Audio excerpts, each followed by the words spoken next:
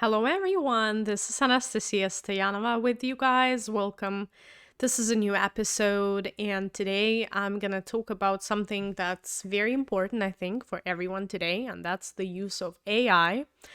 And more precisely speaking, the use of large language models. And recently, I've been doing a bit of training. So I've been trained in information technology, and I'm learning about lots of things like computers, programs, and I'm trying to apply all of that knowledge and skills in my work, in teaching. And of course, today's episode I want to dedicate to using LLMs, large language models. I'm pretty sure everyone has used ChatGPT. My personal favorite is Claude, actually. I use Claude for all of the tasks that I do daily for my work, for lesson preparation, for studying, learning new things, for learning French as well, because I'm sure by this time you have already know. Just you've heard of that I've been learning French a lot. If not, please listen to or watch my previous episodes. So in today's episode, I want to talk about, first of all, just some tips, which model to use, which version to use, paid or non-paid, how to work with the prompt, also which skills it's better to practice with AI if you're learning a language. Then I'll talk about my personal favorites, that's Claude and Perplexity, and also some other things like some tips and tricks, what I do, and some examples how I use the large language models to learn a language, for example, the French language. But also, you can use AI, large language models in particular, for so many things. As long as you verify the output and you always do this, what I call sanity check the information, check the output, play around with the input. So, first things first. Personally, I've been experimenting both with paid and non-paid versions, and I highly recommend using paid versions. And if you're a student, you can always claim that, and you get a student discount. It's very easy. Even if you are self-employed or even employed, you have an employer, sometimes your employer might give you benefits, extra benefits to use AI as well, and you can claim that as an expense, also something that you are using for your development, let's say.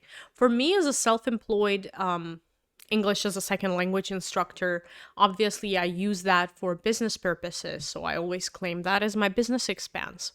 So I do recommend using a paid version. You pay, but you get much better output if you just play around and you ask the same question, or you assign the same task to the paid version and versus unpaid or free version of LLM that you're using. It's gonna be way worse, like the quality of the response when it comes to a free version. Just you could check this out with different models, and if you're a ChatGPT fan, right, like, or I'm a fan of the Anthropic company and Claude in particular, so I've played around with free Claude and paid Claude, and it makes a big difference, honestly. So that's my first recommendation. Then also how to work with the prompt. First things first, if you are learning English, let's say, or French, try writing your prompt in English or in French, of course.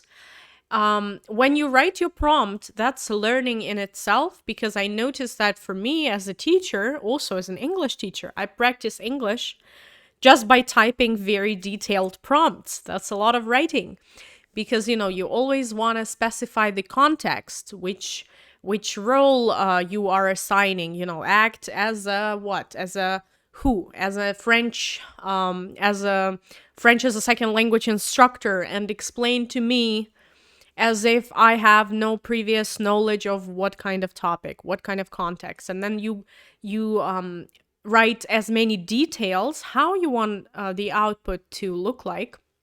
Like you You're gonna say, for example, write 5 examples and provide with the translation to your native language, and so on and so forth. So a lot of people are just sometimes are lazy when it comes to writing prompts. But it's actually everything depends on your prompt. If your prompt is very specific, your output will be more successful, more exhaustive, like more full, right? So that's why there is even a separate like direction of working with LLMs. That's prompt engineering. So your prompt should be very context specific. You have to exactly indicate what you want to see as your output.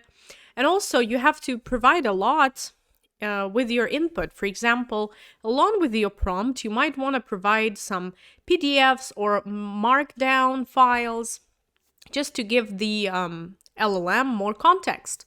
And you might want to say, like, consider the PDF files I'm attaching, and I want you to study these files, scrutinize them, and I don't know, review them and prepare summary in 10 sentences with the most important things and provide me with some examples or whatnot. Yeah. But of course, it's a brief example. If when I practice with my students for my lessons, I promised you that I will give you some more examples how to practice the skills. So during the lesson, sometimes when we look at the text, because I teach CELPIP preparation, so we look at a lot of texts, a lot of reading. And I always input the text and I ask a large language model that, okay, we have this question and the correct answer is this. So you got to provide the correct answer. Otherwise, of course, a LLM might always hallucinate. So you got to make sure that your teacher or yourself, if you're learning any language by yourself, you got to make sure you know what the correct answer is, and try to kind of ask AI, why is this correct answer? Can you explain to me like I'm 5, right? Or can you provide the justification from the text? So for example, you could use for reading, right? When you do the listening and you do the tasks, so maybe you're listening to this podcast, right? And you want to just ask about something, some concept. So you can always work with a transcript, right? A lot of audio files or listening exercises in the books, on the platform, for example, if you're preparing for CELPIP or IELTS, every listening is a text basically. So, and you are gonna input that text into LLM and then ask it to break it down for you. So you see both reading and listening can be practiced with an LLM. In my case, I use CLAUD. CLAUD has many models. They provide the models that are more ambitious, that can work with files, that can generate nice looking PDFs for you. For example, for vocabulary, I always ask one of the CLAUD models to generate an HTML file for me. And it's an interactive quiz that I use during my lesson. And I also provide my client with such quizzes that are very personalized. And in that way, they can practice, they can play around, they can open this HTML file in the browser, and it's all free and nice looking. And they click around, and there are some explanations that pop up. So it's a nice way to test yourself, how much vocabulary you remember if you're learning a language, for example. So you see, you could practice reading, listening, vocabulary as a language system, right? You could practice grammar and give the context. For example, let's say explain this present perfect topic for me in the context of life experiences, right? You could even provide some snippets of the lessons, like if, let's say, your teacher made some notes for you and you can discuss the notes. And for this purpose, there is even a more specific tool that I like using. It's Notebook LM, that's by Google.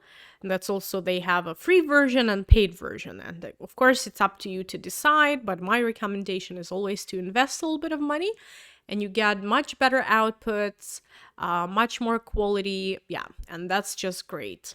Also, you got to understand that different LLMs have been trained to do different tasks differently. So let's say you want to do research online and you need to, I don't know, I will give a life example, like less technical thing. But let's say you're choosing a movie, right? Like, and you know that you have liked certain movies or series. So for this purpose, I highly recommend Perplexity if you're doing the research, or any Claude model, but making sure that you're using research mode. And so by providing such examples and giving more context, maybe like, why you liked this specific movie, and then in that way, the model can do some research for you and make some suggestions. So that's why, like, be careful, because every model has been trained on certain data. And so you want to use that specific model for a specific purpose that you have in mind. Because AI is more like an umbrella term, right? But LLMs are really great when it comes to writing your code, for example, if you want to practice programming or teach you how to write code, right? Or at least the basics. But you always got to make sure to double check the output.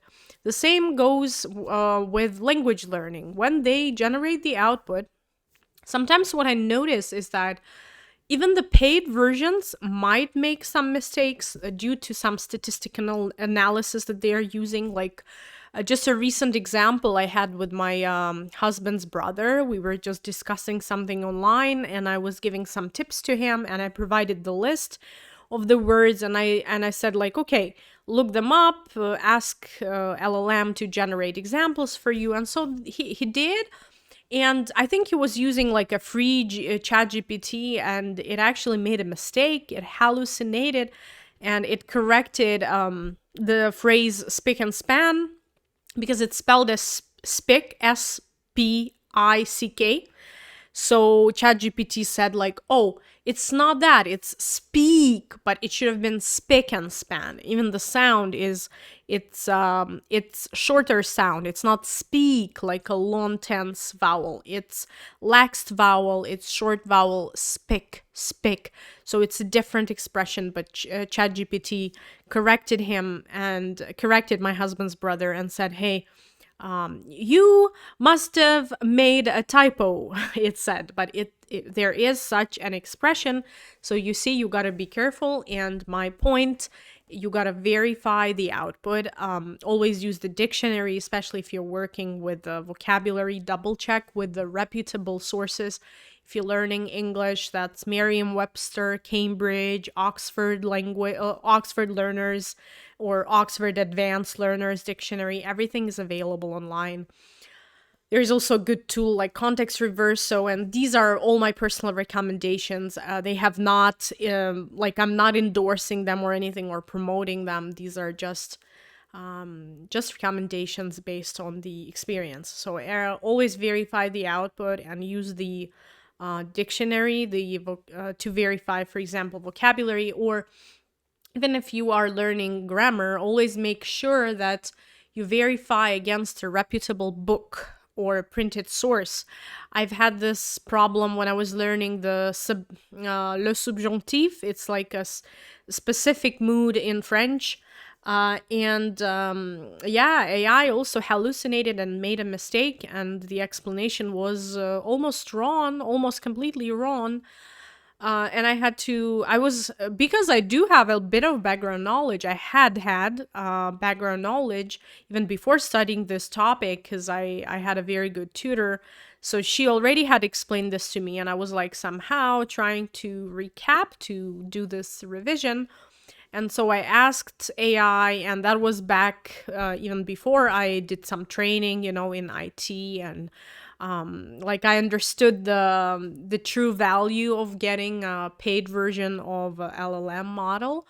And so, yeah, it made a mistake, and I had to use the grammar reference book.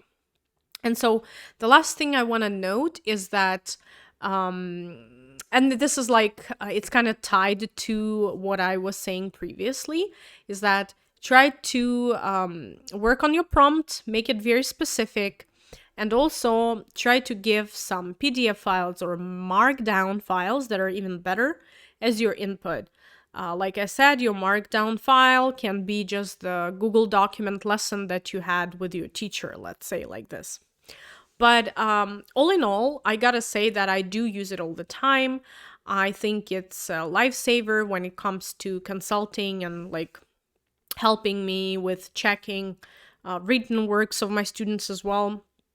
But I always verify. Like, of course, it is helpful. It helps me a lot, but I always verify. And the only thing and the only way I can verify is that based on my experience, on my expertise as a professional, as an educator, and also double checking with the reputable sources like grammar reference books, vocabulary reference books. And I will even create, I think, a separate episode about that. If you're learning English or French, I will make the list of my personal favorites, and I'll make an episode about that. So stay tuned. And I just want to say that we got to embrace AI and large language models for sure. Try playing around and buying the paid versions. Try working on your prompt engineering, writing prompts. My husband even said, you know what? Like since the AI and all the LLMs came to use, he said, oh, my English has improved. And he's not an English teacher. He's in the IT field, right? But he said that I write so many prompts every day at work. So it helped him to improve his writing, actually, because you got to think about the prompt, you got to think what you're asking. And, I use AI when I'm even like not sure during my study buddy sessions, as I told you guys before in the previous episodes. I have study buddy sessions with some people who learn French with me. So we don't pay each other, we just study together. And so sometimes we have some doubts. So we ask my paid version of Claude, and I just log in and I have the separate project. It's very nice because you can spread your chats into projects. So let's say you have the big project of French learning, right? And you will stack all the necessary PDF or markdown files in that project, and you want to provide more context, and you want to make sure that the memory mode is on, because in that way it remembers everything about you, all the background, everything. And I do find it useful, especially if you're using for personal reasons, and it's not like it's useful when it remembers a lot about you. It's not dangerous as long as you don't provide anything super sensitive. So you gotta be smart about it. Of course, the responsibility is always on you, what you want to provide. So I'm not advising and saying that, AI will or LLMs will replace a teacher. No, it's not like that. I'm this kind of person who is both a teacher and a student, because I'm an English teacher, English as a second language teacher, and also I keep learning French, and I want to master French really well before I actually start teaching, probably. So I'm just trying to point out that I do think that AI and LLMs are not going to be able to replace an actually human teacher, because language is all about spontaneous interaction. And LLMs cannot give us that. So for now, they cannot. But I would say most importantly, it should always be about combining LLMs and the teacher. And in that way, you can benefit greatly. Thank you so much for hanging out with me today, and stick around and hang out a bit more. In the next episodes, I'll be talking about a bit more about my recommendations when it comes to English and French learning. So I'm sure you're gonna benefit a lot from that. And also I am preparing like an episode just recapping and talking about all kinds of things that have been happening recently, because I've been really busy lately. So yeah, so just stay tuned and have a great day. See you next time. Bye bye.